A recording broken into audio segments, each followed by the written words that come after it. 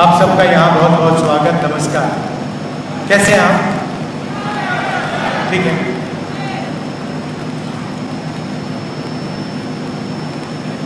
जब मैं इस भाषण के बारे में सोच रहा था तो मुझे मालूम था कि कॉन्स्टिट्यूशन की तो बात होगी क्योंकि लड़ाई कॉन्स्टिट्यूशन की है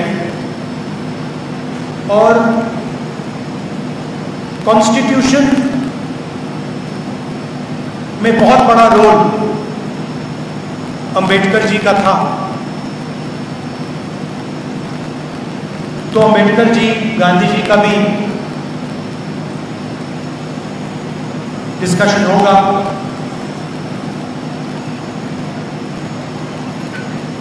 और फिर मुझे वो अंबेडकर जी के 3 शब्द याद आए: एजुकेट, एजिटेट, ऑर्गेनाइज।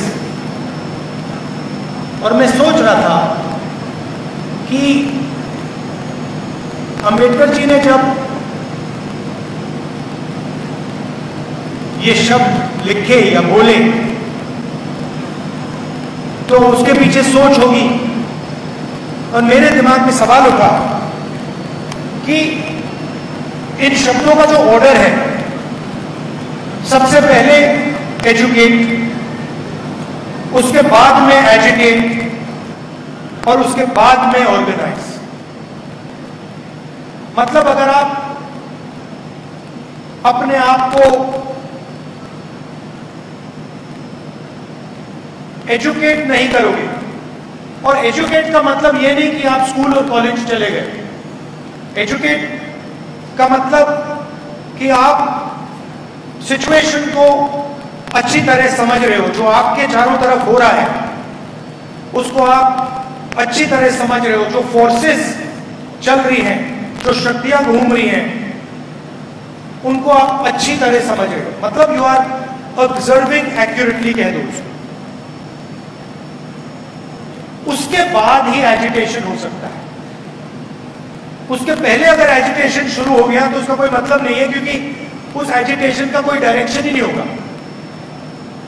और फिर आपने बिना ऑर्गेनाइजेशन के एजिटेट कर दिया तो वो जो एजिटेशन है उसका जो पावर है वो ट्रांसमिट नहीं होगा। तो इसमें एक लॉजिक है। और फिर मैं सोच रहा था, जिसको आजकल मैं 90% कहता हूं, उसमें आप दलित वर्ग जोड़ दीजिए, उसमें आप ओबीसी वर्ग जोड़ दीजिए, आदिवासी वर्ग जोड़ दीजिए, माइनॉरिटीज जोड़ दीजिए, और इसमें अगर आप और ऐड करना चाहते हैं उसमें आप 5% गरीब जनरल कास्ट भी जोड़ दीजिए। पूरा ऐड करेंगे तो 95%। और मैं सोच रहा था कि जब मैं छोटा था मैंने किंडरगार्टन से पोस्ट ग्रेजुएट किया। ठीक है, मैंने ग्रेजुएशन, पोस्ट ग्रेजुएशन हिंदुस्तान के बाहर किया, मगर स्कूल, मेरा एजुकेशन पूरा हिंदुस्तान में था। और मैं सोच रहा था कि स्कूल एजुकेशन में मुझे अनटचेबिलिटी के बारे में, दलितों के बारे में कितनी किताबें पढ़ने को मिली, कितने चैप्टर्स थे। हिस्ट्री तो बहुत बड़ी है, आज 15% है, 3000 साल पुरानी हिस्ट्री है, मगर एजुकेशन सिस्टम में 3 लाइन, 5 लाइन, 20 लाइन, उसी तरीके से अगर आप ओबीसी कम्युनिटी को देखें जो अभी आए, जिन्होंने मुझे मूर्ति दी, जैसे ही मैंने उनका हाथ मिलाया, अभी का एक्सपीरियंस बता रहा हूं आपको।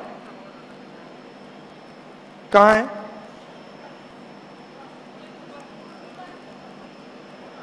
स्वप्निल कुमार जी कहां है? कहां है? चले गए? पीछे क्यों? उनको आगे लाइए ना। देखो यही है, पीछे कर दिया। जो हाथ से काम करता है वो पीछे है। तो जैसे ही मैंने इनका हाथ मिलाया, कांटेक्ट होते ही मुझे पता लग गया कि इस हाथ में हुनर है। अब आप देखिए, जिसके हाथ में हुनर है उसको पीछे बैठा दिया, और ये हिंदुस्तान में 24 घंटा हो रहा है। 24 घंटा। जिसके हाथ में स्किल है, जिसके हाथ में कैपेबिलिटी है, जिसके हाथ में एक्सपीरियंस है, चाहे उसे आप नाई कहें, मोची कहें, कारीगर कहें, फैक्ट्री में वर्कर कहें, जिसके हाथ में हुनर है उसकी हिस्ट्री तो हमारे एजुकेशन सिस्टम में है ही नहीं। उसके बारे में कुछ कहा भी नहीं जाता है। उन्होंने क्या किया, कैसे किया, क्या उनके खिलाफ डिस्क्रिमिनेशन हुआ, क्या उनको सहना पड़ा, वो तो है ही नहीं। मैं अपना एक्सपीरियंस बता रहा हूं, पता नहीं शायद आपने स्कूलों में पढ़ा हो। मैंने स्कूल में ना दलितों की हिस्ट्री नहीं पढ़ी, ना दलितों की हिस्ट्री पढ़ी, ना पिछड़ों की हिस्ट्री पढ़ी। और आज तो उल्टा हो रहा है। आज वो थोड़ी सी हिस्ट्री जो है उसको भी मिटाया जा रहा है। और हिस्ट्री के बिना, अपनी स्पेस को पहचाने बिना, अपनी लोकेशन को समझे बिना एजुकेशन पॉसिबल ही नहीं है।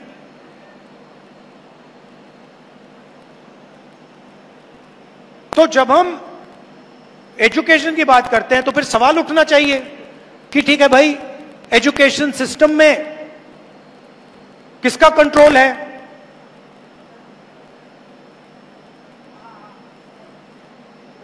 आप एजुकेशन सिस्टम को देखिए, आज पूरा का पूरा प्राइवेटाइज हो रहा है। गरीब बच्चे को डॉक्टर बनना हो, लॉयर बनना हो, ठीक है, वो सपना देख सकता है। भारत जोड़ो यात्रा में हजारों बच्चों से, क्या हुआ? नहीं नहीं, नो नहीं, नो नहीं, नो नहीं। हजारों बच्चों से मिला, सब कहते हैं मैं इंजीनियर बनना चाहता हूं, मैं डॉक्टर बनना चाहता हूं, मैं आईएएस में जाना चाहता हूं। और जब मैं इनसे बात कर रहा था, मेरे माइंड में क्या था कि मेरा देश इनसे झूठ बोल रहा है। इंजीनियर कितने लोग बनेंगे? डॉक्टर कितने बनेंगे? 2%, 3%, 5%, 7%, 90% तो नहीं बन सकते। बट हर रोज हमारे बच्चों को कहा जाता है कि भैया इंजीनियर बनने का सपना देखो, डॉक्टर बनने का सपना देखो, लॉयर बनने का सपना देखो। और फिर उनके माता पिता से कहा जाता है ठीक है भैया, अब आप 10 लाख रुपए निकालो, 15 लाख रुपए निकालो, 20 लाख रुपए निकालो, 1 करोड़ रुपए निकालो, 2 करोड़ रुपए निकालो। दे ही नहीं पाते। तो आपने इमेजिनेशन को दबा दिया, हिस्ट्री को दबा दिया, और एजुकेशन का जो सिस्टम है उसमें आप एंट्री नहीं देते। और फिर लोग कहते हैं कि भैया सुपर पावर बनेगा। कहां से सुपर पावर बनेगा?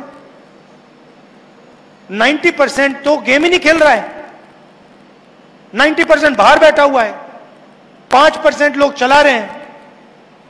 अदानी जी जो भी बिजनेस खोलना चाहते हैं खोल सकते हैं, अंबानी जी हर बिजनेस में जा सकते हैं, मगर अगर ये कुम्हार जी जो मूर्ति बनाते हैं, अगर इन्होंने सपना देखना शुरू कर दिया कि भाई मैं दूसरे तरीके से मूर्ति बनाना चाहता हूं, मुझे थोड़ी फंडिंग की जरूरत है, 15 मिनट में पता लग जाएगा रास्ता बंद है।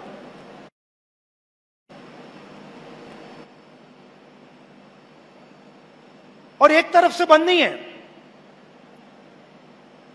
मैंने पार्लियामेंट में बोला था, मैंने चक्रव्यूह की बात की थी और बड़ी इंटरेस्टिंग बात निकली। चक्रव्यूह का दूसरा नाम पद्मव्यूह है,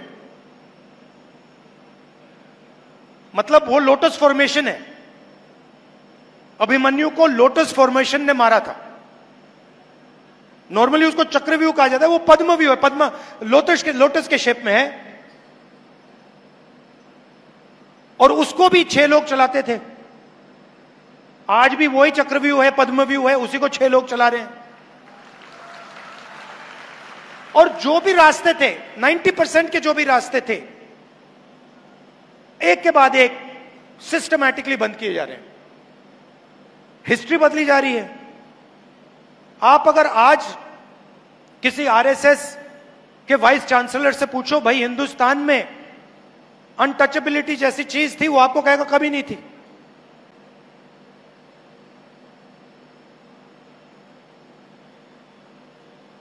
रोहित वेमुला कुछ भी कह ले, उसके खिलाफ डिस्क्रिमिनेशन हुई नहीं। तो एजुकेशन का रास्ता बंद, इंडस्ट्री का रास्ता बंद। इंडस्ट्री में देख लीजिए, 250 सबसे बड़े बिजनेसमैन निकाल लीजिए, लिस्ट निकाल लीजिए, और मुझे बताइए उस लिस्ट में दलित कौन है, आदिवासी कौन है, पिछड़ा कौन है? एक भी नहीं। मैंने चेक किया, एक नहीं है उसमें। मैनेजमेंट टीम की लिस्ट निकालिए, अदानी, अंबानी, इन सब कंपनीज की मैनेजमेंट लिस्ट निकालिए। सीईओज को छोड़ दीजिए, ओनरशिप छोड़ दीजिए, मैनेजर्स निकालिए और मुझे दिखाइए सीनियर मैनेजमेंट में जिनकी मतलब 1 करोड़, 2 करोड़, 50 लाख, 15 लाख वाली सैलरीज होती हैं, उसमें मुझे नाम दिखा दीजिए। एक नाम दलित का दिखा दीजिए, एक आदिवासी का दिखा दीजिए, एक पिछड़े वर्ग के व्यक्ति का दिखा दीजिए। नहीं मिलेगा। मीडिया की बात की मैंने, इनसे पूछिए,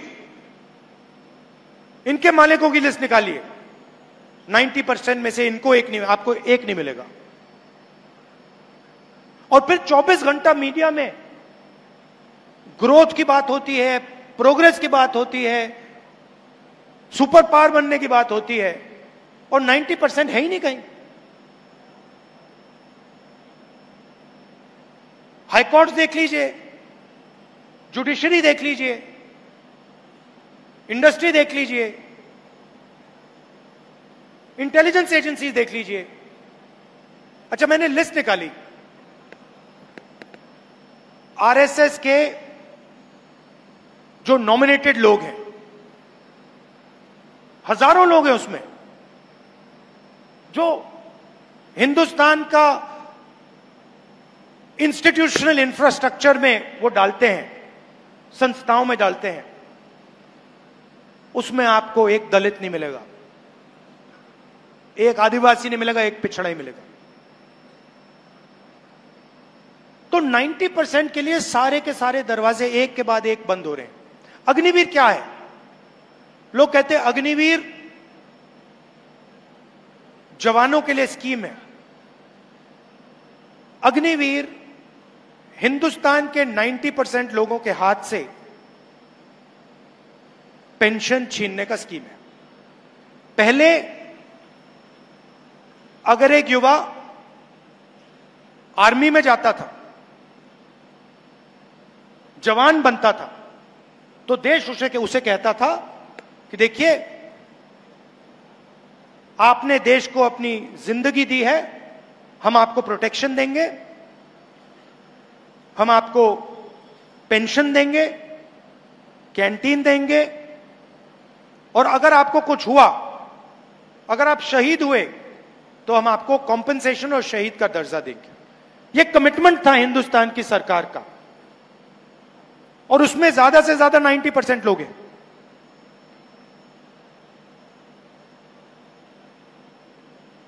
अग्निवीर किया, नाम बहुत सुंदर दिया, अग्निवीर, मगर अग्निवीर की सच्चाई क्या है? आपने हिंदुस्तान के जवान से पेंशन छीन ली, शहीद का दर्जा छीन लिया, कॉम्पेंसेशन छीन ली, कैंटीन छीन ली और रिस्पेक्ट छीन ली, और आप सोचते हो कि उसको पता नहीं लगेगा। आप सोचते हो कि उसमें इतनी भी अकल नहीं है कि वो ये बात को समझ जाए। आप जाइए रिक्रूटमेंट सेंटर में, जाइए, सब खाली पड़े हुए हैं, कोई जाना नहीं चाहता। क्यों जाए? दो तरीके के आपने जवान बना दिए हैं। एक को आप पेंशन दे रहे हो, शहीद का दर्जा दे रहे हो, रिस्पेक्ट दे रहे हो, और उसी के साथ दूसरा जवान खड़ा है, उसका आपने नाम बदल दिया, उसको आपने अग्निवीर कह दिया, उसकी आपने पेंशन छीन ली, उसकी रिस्पेक्ट छीन ली, उसकी कैंटीन छीन ली, शहीद का दर्जा छीन लिया, कॉम्पेंसेशन छीन लिया, और आप हिंदुस्तान को कह रहे हो देखो भैया हम बड़े देशभक्त हैं। मगर यह बात समझ आती है लोगों को। पहले पब्लिक सेक्टर हुआ करता था, पूरा का पूरा प्राइवेटाइज कर दिया। पहले उसमें रिजर्वेशन थी, अब पब्लिक सेक्टर गायब। एक के बाद एक प्राइवेटाइज हो रहा है। सक्सेसफुल पब्लिक सेक्टर यूनिट जो चल रहा है, प्राइवेट सेक्टर से कंपीट कर रहा है, पैसे बना रहा है, लोगों को रोजगार दे रहा है, वो प्राइवेटाइज हो रहे हैं। उसको प्राइवेटाइजेशन नहीं कहना चाहिए, उसको डी रिजर्वेशन कहना चाहिए कि आपने उसको वहां से रिजर्वेशन हटा दिया, डी रिजर्व कर दिया, और आपने रिजर्वेशन हटा दी। तो अब सवाल उठता है कि सालों से आरएसएस और बीजेपी ये काम कर रहे हैं, और फाउंडेशन यही है, कॉन्स्टिट्यूशन है। तो लड़ाई इसकी है, स्ट्रैटेजी ये है। मगर आगे क्या करना है? अगर हम कहें कि भैया कॉन्स्टिट्यूशन की रक्षा करनी है, तो फिर अगला पूछेगा भाई हाँ ठीक है, मगर कैसे? एक्शन क्या है कॉन्स्टिट्यूशन को बचाने की? तो दो तीन सिंपल से एक्शंस मुझे दिखाई दे रहे हैं। सबसे पहला एक्शन कॉन्स्टिट्यूशन को बचाने का, रिजर्वेशन की जो दीवार है 50% वाली, इसको तोड़कर हटाने का।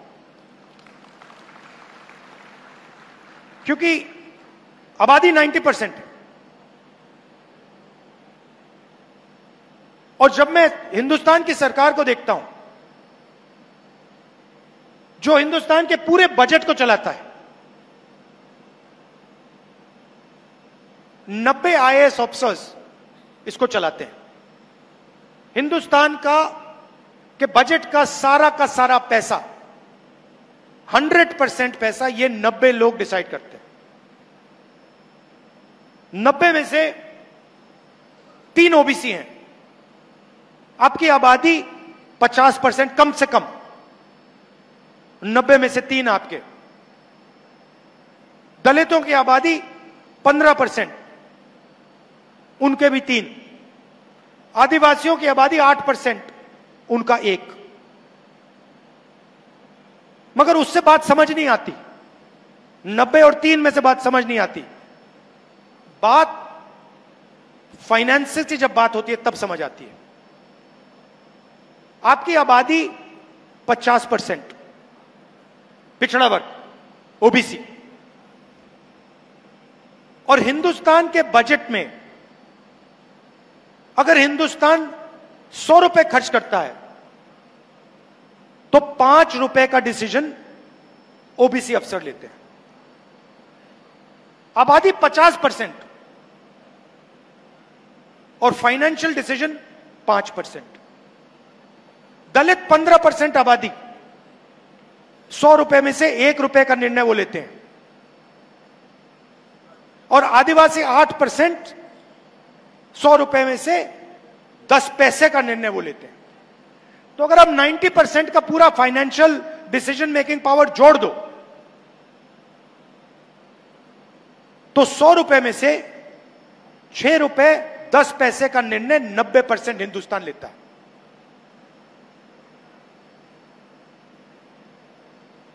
₹6 100 रुपए में से 90% डिसाइड करता है।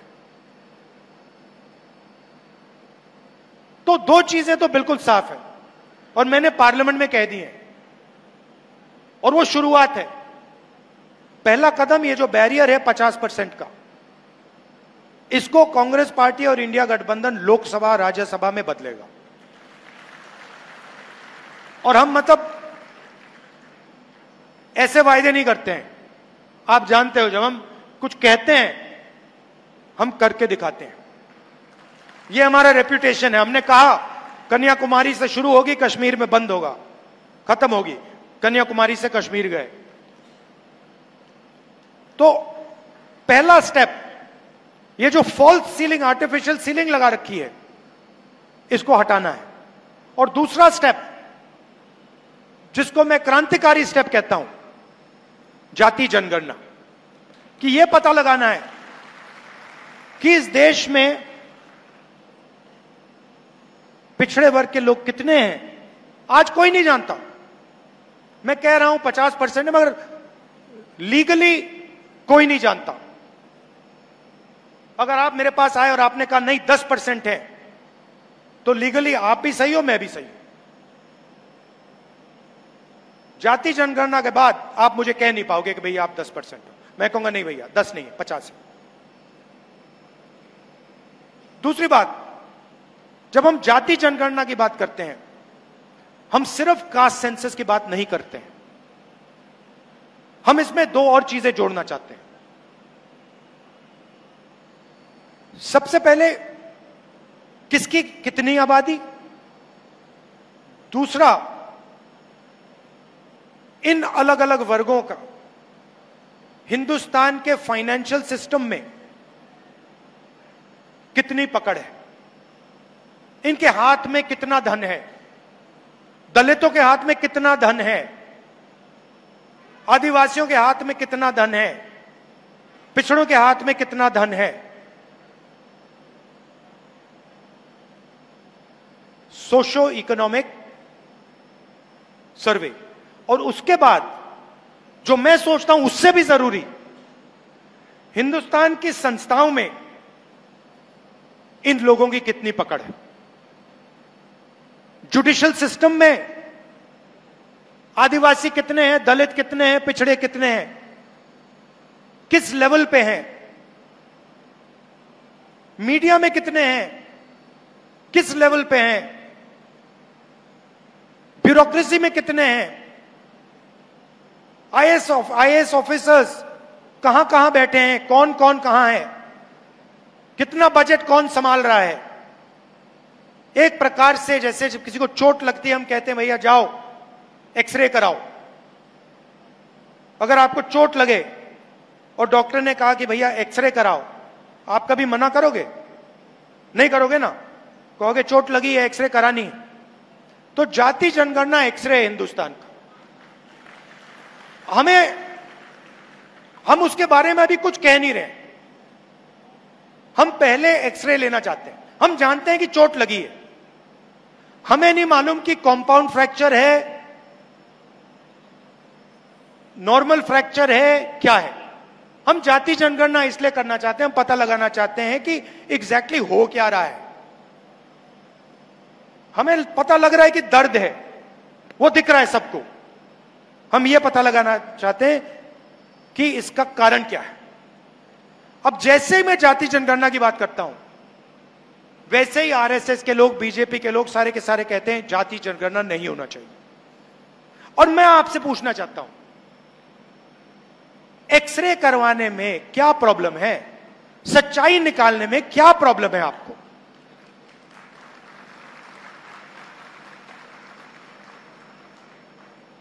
ये जाति जनगणना नहीं कराना चाहते हैं क्योंकि ये सच्चाई से डरते हैं।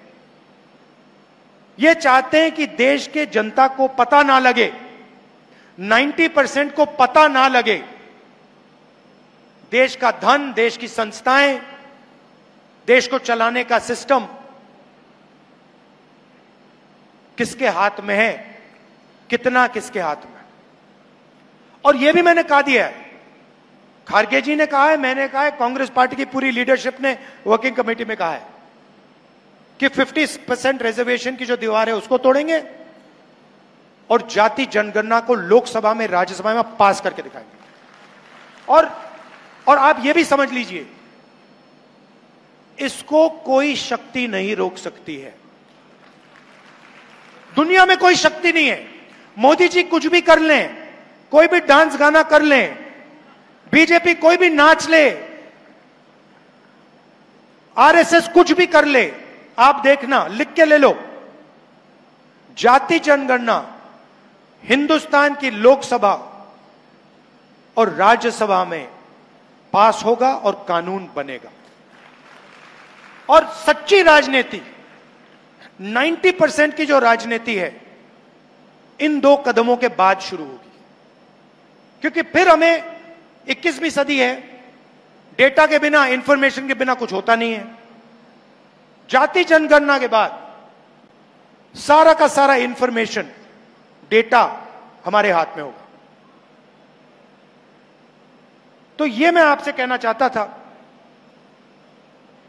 कि बीजेपी और आरएसएस सारे के सारे रास्ते बंद कर रही है। हमें रास्ते खोलने हैं, इसको डिफेंड करना है, क्योंकि अगर यह छिन गया तो फिर सब गया। और ये सब लोग जानते हैं। आपने देखा होगा, देखिए, आपने देखा होगा पहले नरेंद्र मोदी जी 400 पार कह रहे थे, याद है आपको? 400 पार, 400 पार, मुस्कुराते थे, 56 इंच की छाती थी। उसके बाद क्या हुआ? उसके बाद हिंदुस्तान की जनता ने बिना उन्हें एक शब्द बोले उन्हें कह दिया, इसको आपने छुआ, फिर देखो क्या होता है। और आप सबको बहुत अच्छा लगा जब नरेंद्र मोदी जी ने कॉन्स्टिट्यूशन को अपने सिर पे ऐसे लगाया। वो लगाना पड़ा, वो इस किताब को मानते नहीं है। हिंदुस्तान की जनता ने उन्हें कहा, भैया सिर झुकाओ और इसको अपने माथे पे लगाओ, और उनको करना पड़ा। यह है हिंदुस्तान की जनता की शक्ति और हिंदुस्तान की जनता का ज्ञान। वो समझते हैं, गरीब से गरीब व्यक्ति समझता है कि अगर यह चला गया तो सब कुछ चला गया, और इसको हम कभी जाने नहीं देंगे। ये कुछ भी कर लें, यह नहीं जाएगा यहां से। और इसकी रक्षा करने के 2 सबसे बड़े तरीके हैं। इसका प्रोटेक्शन करने के लिए 2 सबसे बड़े तरीके हैं, जाति जनगणना और 50% की दीवार को तोड़ना।